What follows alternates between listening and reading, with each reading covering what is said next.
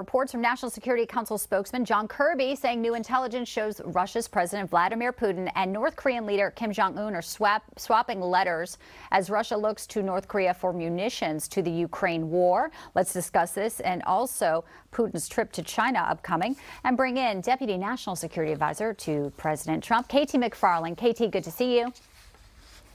It's always good to be with you, Bianca. Thank you. I'd like to get your insight and perspective on what this means for the war. As we know, people do not want to see never-ending wars, but it does seem like another lifeline for Vladimir Putin here to keep going. Yeah, it's a forever war. I mean, Vladimir Putin can keep fighting more or less forever as long as oil prices are high. As long as oil prices are above about $80 a barrel, he has the excess money to either pay for the war, or if he's running out of weapons, which he is now, go buy them from somebody. Buy them from North Korea, buy them from China, buy them from Iran. And the reason oil prices are so high is because of Joe Biden's war on American fossil fuels. It's simple supply and demand. If the American energy industry, oil and natural gas industry, were allowed to produce at the levels that they could, there would be a lot more supply of energy in the world. Oil prices would go down. Vladimir Putin would be broke. He wouldn't be able to buy extra weapons. He wouldn't be able to fight the war. So simple, yet seemingly, not happening in any way, shape, or form with this administration. Let's talk about Putin now going to visit Xi Jinping in October. The friendship that knew no limits, apparently still stronger than ever. And what do you think will happen as a result of this? And obviously, since Prigozhin's plane crash here, many say it's really solidified Putin's reign. Yeah, I mean, look, here's what happened. That Vladimir Putin has, with the assassination now of the failed coup leader Prigozhin, he's really sent a really clear message to anybody who might want to try to threaten Putin in the future. You come after me, I get you, I get rid of you.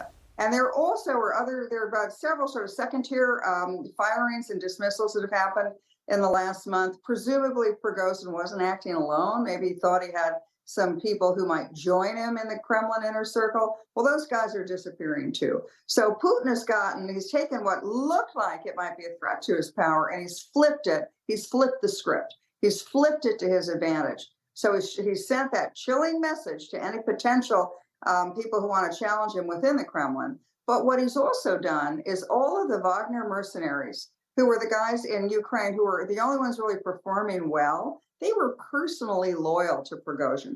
He recruited them on it was separate from the Russian military. This was a mercenary group. Prigozhin had recruited these guys from the prisons. They were loyal to him. Prigozhin is now gone, and those mercenaries have now sworn allegiance to the Russian military. So in a lot of ways, Putin is probably a whole lot stronger than he was 2 months ago. They had no choice to do that if they wanted to stay alive there. So folding them in, incredible. I want to talk about some of the rare footage we saw of former U.S. Marine Paul Whelan in Russia this week. And also in Russia, we can't forget Wall Street Journal reporter Evan Gershkovich as well. He was told last week, KT, he has to stay in jail on those, trumped up espionage charges now until the end of November.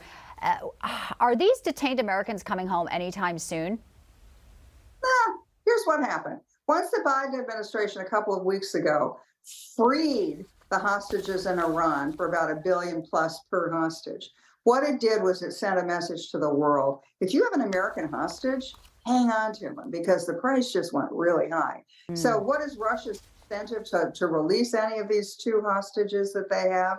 Well, their incentive is going to be to trade. Maybe they trade something on Ukraine. Maybe they trade something on Russian sanctions. So they're going to keep these two prisoners that they have. They're just going to keep them until they think they can get what they want out of the Biden administration. And that's probably sooner rather than later. But the sad thing is that the price tag on these guys' foreheads just went way up. It's so sad.